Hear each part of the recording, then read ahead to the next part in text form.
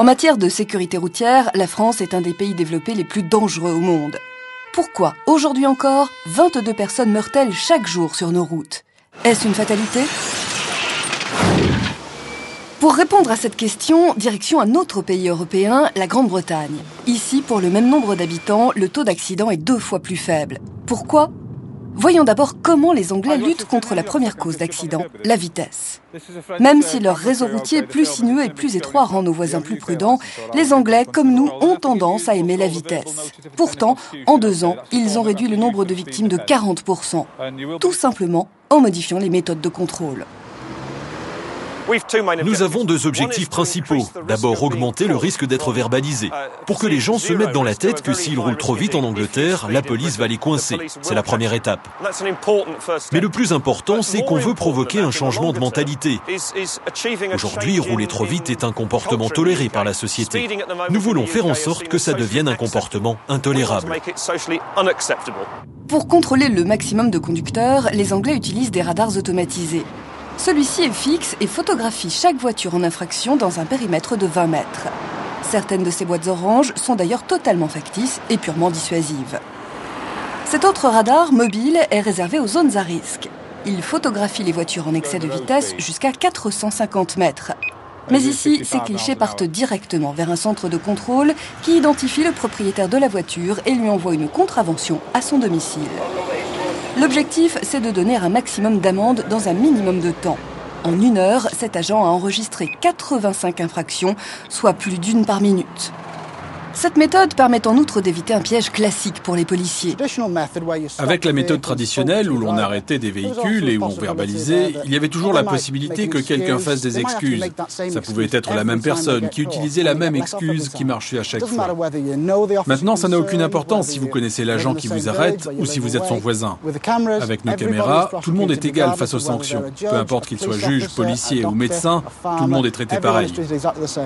En France, les autorités préfèrent l'intervention directe. Motif, une sanction immédiate serait plus efficace. Mais une fois sur 2, les conducteurs ne se laissent pas faire. Et même quand ils ne contestent pas, ils occupent en moyenne 10 minutes du temps de l'agent. 6 conducteurs verbalisés à l'heure, on est très loin de l'Angleterre. Il y a un rapport entre l'efficacité d'une sanction et la célérité de la sanction. C'est-à-dire qu'il faut que le délai entre la faute commise et la sanction soit le plus court possible. Si vous êtes puni 6 mois après, ça a peu de valeur pédagogique. En théorie, le système français pourrait être meilleur que l'anglais, mais en pratique, il ne l'est pas du tout. Parce qu'il y a un tel infractionnisme de masse sur la vitesse qu'effectivement, l'intervention humaine soit est insuffisante, soit c'est la porte ouverte à des phénomènes d'indulgence, de corruption ou de négligence. Enfin, outre-Manche, les limites de vitesse sont plus basses et les amendes beaucoup plus chères. Ici, l'autoroute est limitée à 112 km/h et un conducteur qui dépasse de 40 km/h la limite autorisée risque une amende de 300 €. En France, c'est seulement 90 €, un montant nettement moins dissuasif. Deuxième cheval de bataille des Anglais, la conduite en état d'ivresse. Encore. L'alcool cause un accident mortel sur 3 dans notre pays, 3 fois plus qu'en Angleterre. Pourtant, en France, le taux d'alcoolémie légale est plus bas que chez nos voisins et notre consommation d'alcool est plus faible. Mais les Anglais ne plaisantent pas avec l'alcool au volant. Bien que la consommation des Anglais puisse être supérieure, ils se réfrènent beaucoup plus de prendre le volant en sortant d'un pub ou d'une discothèque ou d'une rave. La règle de ne pas conduire quand on a bu est beaucoup mieux respectée là-bas.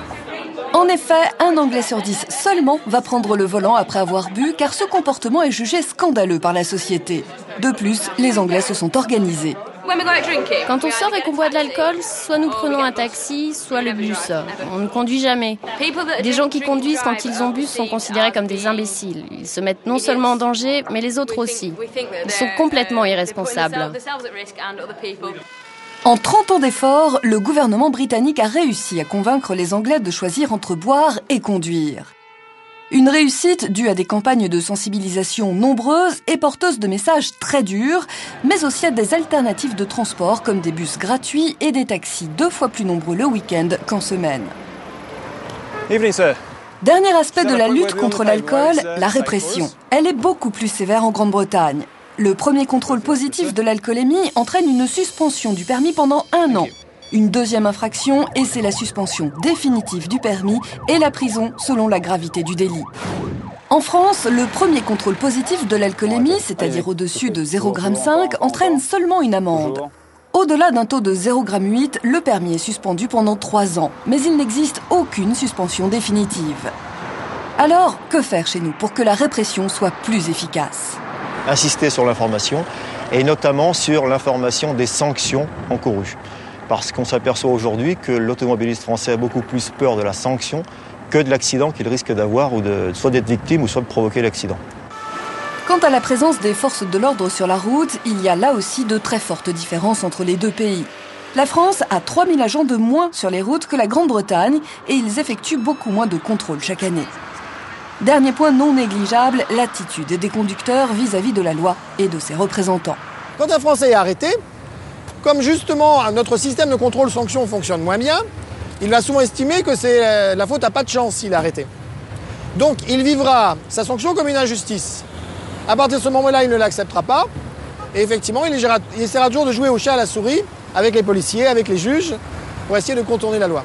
Le camion dans lequel ils vont s'encastrer, lui et sa famille. Si le gouvernement français fait effectivement de la sécurité routière une de ses priorités, c'est le moment de méditer l'exemple anglais. Pour changer les comportements, il faut frapper plus fort dans tous les domaines.